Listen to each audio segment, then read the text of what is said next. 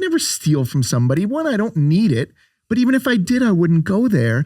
And they just laugh and they say, it's so funny how so many people have this opinion. Now, when we say so many people, let's say it's 1 million.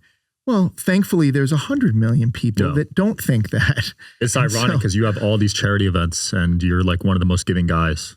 Oh, thanks. You know what I mean? So yeah, for you but I'm also not doing that to cover something. Like you were doing that before, though, right? It's just the way that I am. It's my life, and so it's interesting. But I do believe that it hurt poker a lot, and it wasn't because of me. I just brought it all out to light that they said we're going to enforce this rule. That rule existed before; it just wasn't being enforced, and so nor should it have been. It's a collusion thing that they're trying to stop. But I believe if we're allowed to speak heads up, not when it's multi-way because you can affect other people's action, but when it's heads up, if I want to turn over a card or I want to talk to you or I want to talk about my hand, it's only affecting the two of us. Right. And if we do anything that's colluding, you've now got us on, you've got us because we spoke about the collusion.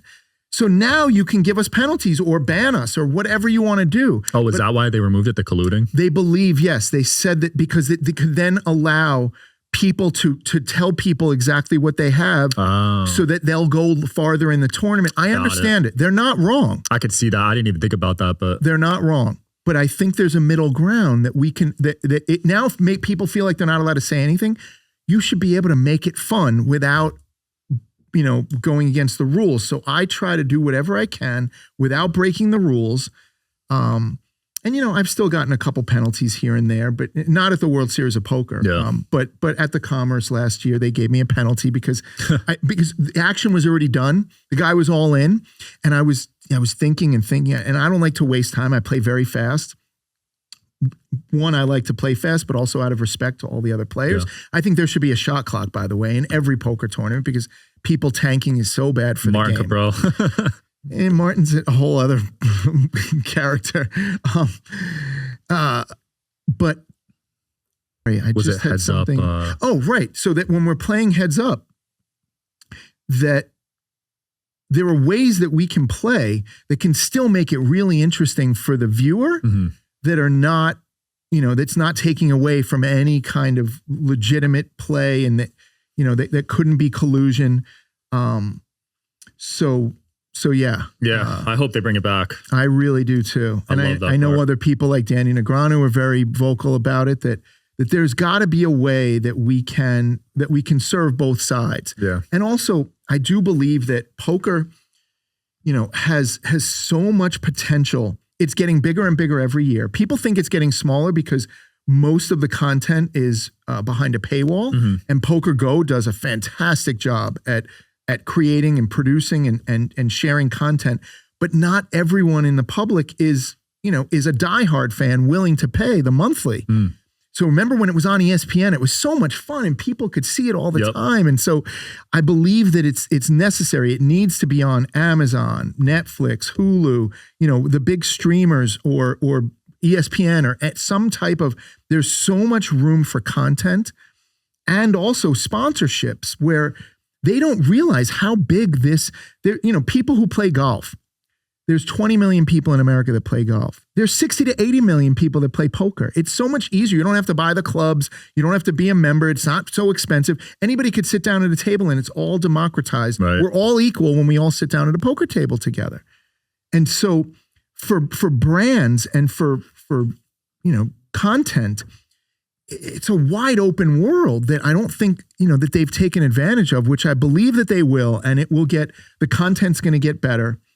There's going to be more of it. More brands will realize we have this massive game now that sports betting is legal as well over most of the country, and poker is going to be legal again in most of the places in the country, and casinos are everywhere. I think that there's going to be a whole resurgence of content sponsors with brands, and people are going to realize what a massive opportunity that they were missing, because there are characters in poker and there are things that we can do to make stories and create entertaining poker related and gaming related content. There's so much more that can be done. Yeah. Exciting future for poker. And this whole live streaming era seems like it's another boom too with poker. Absolutely. There's so many great vloggers and bloggers and live streamers, and there's so much going on. And I don't think that the mainstream understands how big poker's getting bigger and bigger. I know I said this already, but if you look at it in any metric, there are more people playing tournaments, more people playing in cash games, more people playing online than ever. It's not, oh, let's look back at the boom. Yeah, back then, I had the biggest one ever, main event, right? That was 8773, 8,773 people. It's now gotten up to 12, 13,000, whatever it is. It's so much. That's just the main event. Then there are these events that would have like 5,000. Now they have 10,000 people.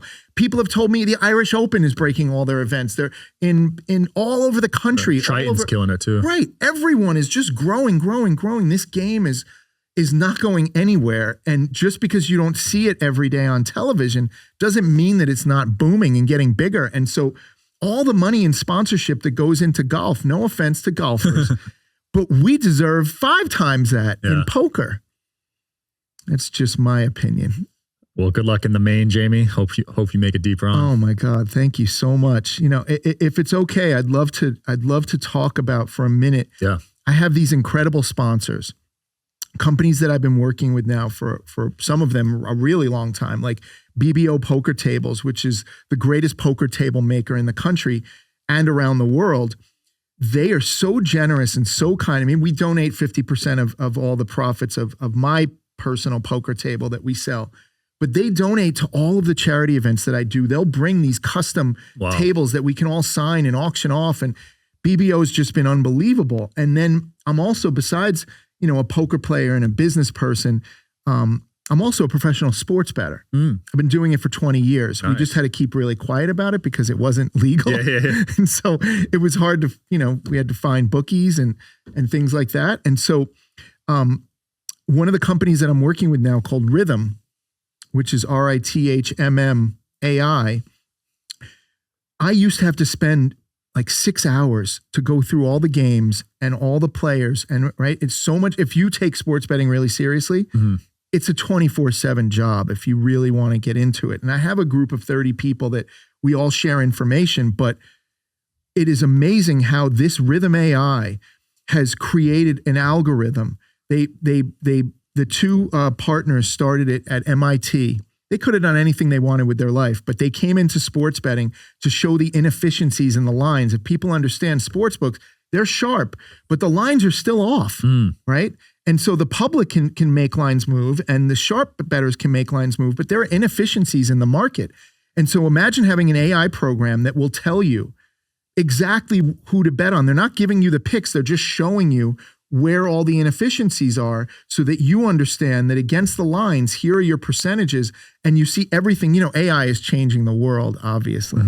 Wherever you guys are watching this show, I would truly appreciate it if you follow or subscribe. It helps a lot with the algorithm. It helps us get bigger and better guests, and it helps us grow the team. Truly means a lot. Thank you guys for supporting, and here's the episode.